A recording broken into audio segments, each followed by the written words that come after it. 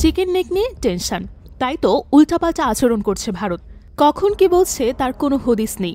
গত কয়েক মাস ধরে ভারতের মিডিয়া ও রাজনৈতিক আলোচনায় যে নতুন শব্দগুচ্ছ ঘুরছে, বাংলাদেশের 2টা চিকেন নেক তা এখন সীমান্তের সাধারণ মানুষ পর্যন্ত পৌঁছে গেছে। ভারতের জন্য চিকেন নেক বলতে বোঝায় শিলিগুড়ি করিডরকে। মাত্র 22 কিলোমিটার চওড়া এই স্থলপথ পশ্চিমবঙ্গকে যুক্ত করেছে ভারতের 8টি উত্তর পূর্ব রাজ্যের সঙ্গে। এই সরু করিডরটি একদিকে নেপাল ও ভুটান, অন্যদিকে বাংলাদেশের মাঝখানে আটকে আছে, যেন এক সুয়ের ছিদ্রের মতো। প্রায় 45 মিলিয়ন মানুষ ও অসংখ্য সামরিক সরবরাহ এই পথ দিয়ে চলাচল করে। চীনের সঙ্গে 2017 সালের ডোকলাম উত্তেজনার পর থেকেই এই এলাকা ভারতের জন্য এক ধরনের ভূরাজনৈতিক দুঃস্বপ্নে পরিণত হয়েছে। বিশেষ করে সাম্প্রতিক বছরগুলোতে বাংলাদেশ ভারত সম্পর্কের টানাপোড়েন এই করিডর নিয়ে ভারতের উদ্বেগ আরও বাড়িয়ে দিয়েছে। তবে এবার নতুন আলোচনা এসেছে আরেকটা বিষয়। ভারতের কিছু রাজনৈতিক নেতা, বিশেষ করে আসামের মুখ্যমন্ত্রী হিমন্ত বিশ্ব শর্মা এবং ত্রিপুরার রাজপরিবারের সদস্য প্রদ্যোৎ কিশোর দেববর্মা দাবি করেছেন বাংলাদেশেরও নাকি 2টো চিকেন নেক আছে।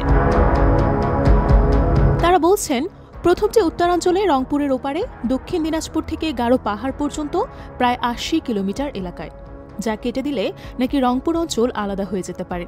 দ্বিতীয়টি নাকি চট্টগ্রাম করিডর, দক্ষিণ ত্রিপুরা থেকে বঙ্গোপসাগর পর্যন্ত সরু একটি ভূখণ্ড, যেটি বাংলাদেশের মূল বাণিজ্যিক কেন্দ্রগুলোর সঙ্গে সংযোগ রাখে। শর্মা হুঁশিয়ারি দিয়েছেন, যদি বাংলাদেশ ভারতের শিলিগুড়ি করিডর নিয়ে দুষ্টুমি করে, তবে আমরা তাদের চিকেন নেক ঠিক করে দেব। এমন মন্তব্য কেবল উত্তেজনাই বাড়াচ্ছে না, বরং 2 দেশের কূটনৈতিক সম্পর্ককেও প্রশ্নের মুখে ফেলছে। কিন্তু বিশ্লেষকরা বলছেন, বাংলাদেশের চিকেন নেক ধারণা আসলে বাস্তবতার চেয়ে অনেক বেশি রাজনৈতিক ও মনস্তাত্ত্বিক। ভারতের শিলিগুড়ি করিডরের মতো কোনো সংকীর্ণ বা বিপজ্জনক ভূগাঠনিক এলাকা বাংলাদেশের নেই। বাংলাদেশের রয়েছে দীর্ঘ সমুদ্রতট, বহু স্থলপথ এবং বন্দর নির্ভর বিকল্প রুট, যা কোনো একক চক পয়েন্টের ওপর নির্ভর করে না। এক আন্তর্জাতিক সম্পর্ক বিশেষজ্ঞ বলেন, এই কথাগুলো মূলত বাকযুদ্ধ, অর্থাৎ রাজনৈতিক প্রচারণা। বাস্তবে বাংলাদেশের ভৌগোলিক অখণ্ডতা কোনোভাবেই এমন দুর্বল নয় যে তাকে চিকেন নেক বলা যায়। তবে ভারতের রাজনীতিতে এই নতুন গল্প বেশ কার্যকর। দেশের উত্তর পূর্বাঞ্চলের দুর্বল অবকাঠামো, বন্যা, বেকারত্ব ও বিদ্রোহ গোষ্ঠীর সমস্যার মাঝে বাইরের সূত্র দেখে জনসমর্থন অর্জনের চেষ্টা করছেন নেতারা। শর্মা ও দেববর্মার মতো নেতাদের এই বক্তব্য তাদের নিজস্ব ভোট ব্যাংকের জন্য শক্তিশালী হাতিয়ার হয়ে উঠেছে। এদিকে ভারতের অভ্যন্তরে সামরিক অবকাঠামো নির্মাণের ব্যস্ততাও বেড়েছে।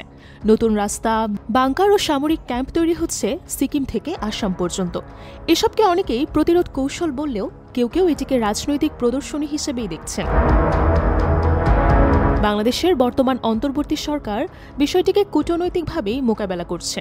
পররাষ্ট্র মন্ত্রণালয়ের এক কর্মকর্তা বলেন, আমরা প্রতিবেশীর সঙ্গে সংঘাত চাই না, সীমান্তের শান্তি রক্ষা ও আঞ্চলিক সংযোগই আমাদের লক্ষ্য। তবে সাধারণ মানুষ এই আলোচনাকে নিয়ে কিছুটা বিভ্রান্ত। ফেনীর জেলে থেকে রংপুরের কৃষক পর্যন্ত সবাই জানে চিকেন নেক শব্দটা তাদের দেশকেও ছুঁয়েছে। কিন্তু বাস্তবিক অর্থে এ কেবল ভূরাজনীতির খেলার শব্দ। মাঠের মাটিতে তার প্রতিধ্বনি খুবই ক্ষীণ।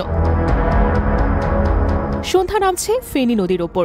দূরে ভারতের ত্রিপুরা সীমান্তের পাহাড়গুলো মেঘে ঢাকা পড়েছে। সীমান্ত পাড়ের গ্রামগুলোই সন্ধ্যার আজান ভেসে আসে।